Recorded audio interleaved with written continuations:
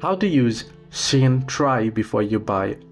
Well, to use SHEIN's Try Before You Buy free trial, you want to browse the free trial section on the SHEIN app. Website or app, look for products marked as free trial. So if you see there, you should be able to find it.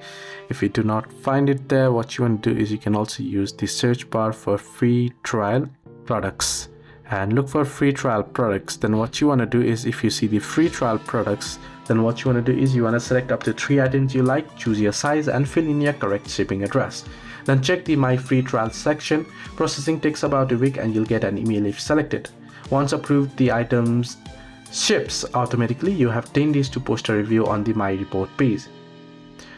Then you will have to create a quality report. Take your own photos, full body details, style shots, describe pros and cons, honestly focusing on material, fit and quality, and excellent reports can earn bonus points as well.